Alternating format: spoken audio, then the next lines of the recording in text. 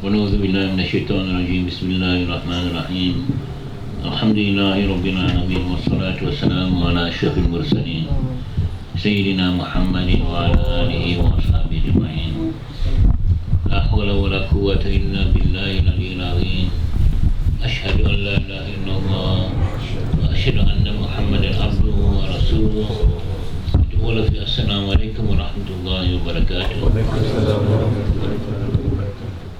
Whenever I come into Constantia, then my mind goes back to the 16 and 1700s when Allah subhanahu wa ta'ala sent some of his friends here. Constantia is the territory of the Awliya. It was declared like that at the beginning of time, and is still like that today. In this area, there are a number of friends of Allah subhanahu wa ta'ala, a number of awliya, people who are prepared to give over their time and their energy and their lives for the spread and the establishment of Islam. This is one of the cherished areas in South Africa. We have paid very little attention to it because of the Group Areas Act. But that is now all gone. And those who lived here originally, and many of the offspring, have returned to the territory of the Awliya. This is what it is. I want to mention to you some of these people, because I want to rekindle in your memories some of the names of those people who had played a major role in our history. And when the Adhan went off for the first time in this country, it went off in this area. When the first sujuds were made in this country and the first rukus, these things were made in this area.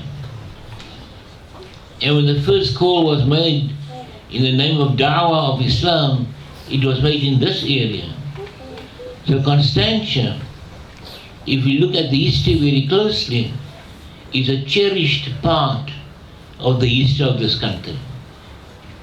I hope inshallah that where it was originally, it will again be like that.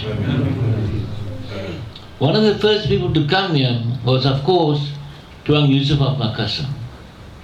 He was born in what we call Indonesia today. And as a young man, he started studying Islam. He had a special enthusiasm for Islam. And after studying for some time in Indonesia, he went to India and studied there. From India, he went to Arabia, studied in Makkah and in Medina, studied in Istanbul, spent a large part of his life studying the deen of Islam.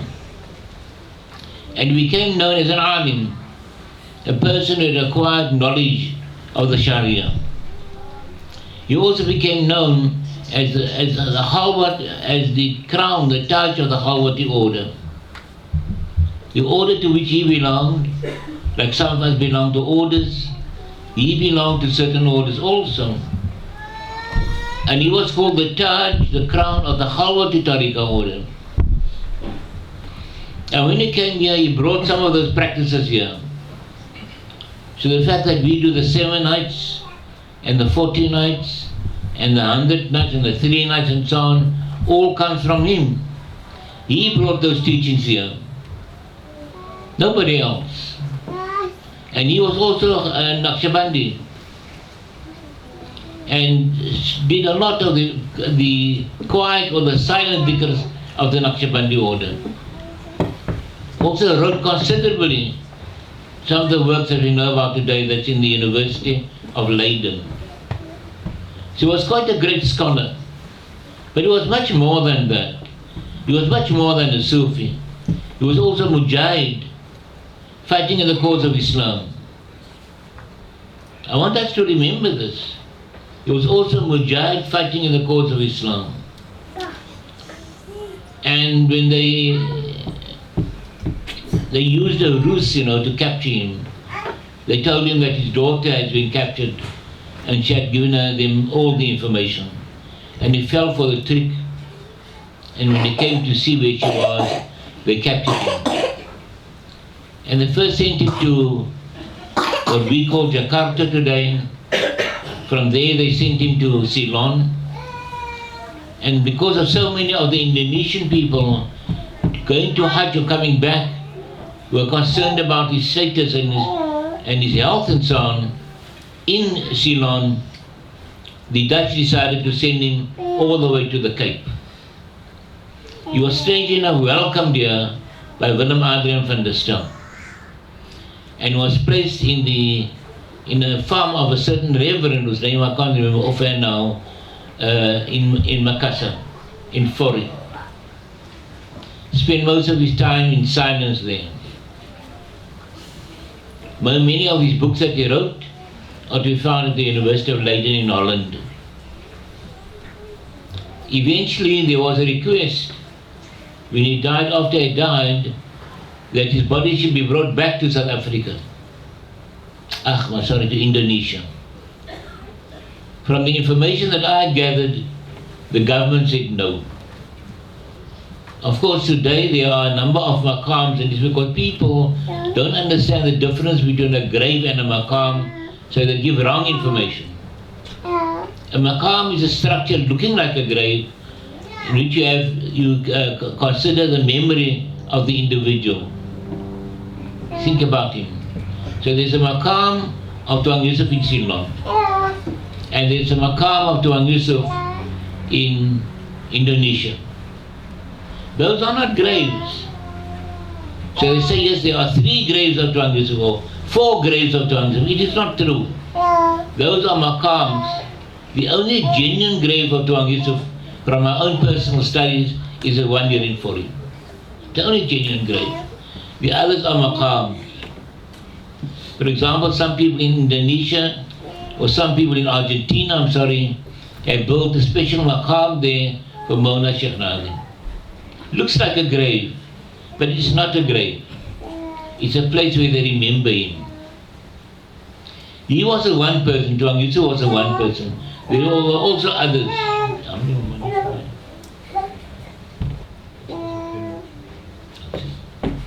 There were also others. There was Shaykh Abdurrahman, for example, whose grave is in this area. There's Shaykh Mahmoud, whose grave is in this area. They should be honored by all of us.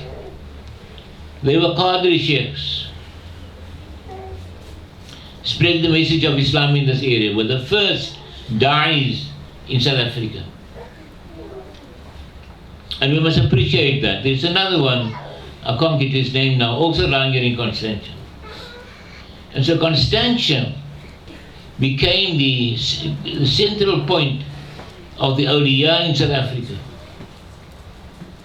And they played a major role in the spreading of Islam. Must have been like that. And I always think of the word Allahu Akbar, the first words of the Adhan. When those words went off for the first time in this country, it went off declared by a Sufi Shaykh in Constantia. And if for no other reason, we must remember this area. We must remember it for that. That the first Allahu Akbar, Allah is the greatest, was declared in this area. And look at where we are sitting today to celebrate the birthday of Nabi Muhammad sallallahu alaihi wasallam. We're sitting in this area. And this is part of the honor. Those who are living here and those who come to visit here. It's part of that honor. That we are able to come here today and celebrate the birthday of Nabi Muhammad sallallahu alaihi wasallam and talk about these inheritors, those that inherited from him. The awliya of Allah subhanahu wa ta'ala. Alright, subhana rabbika rabbil izzati amma yasifun wa salamun ala mursalin walhamdulillahi rabbil alamin.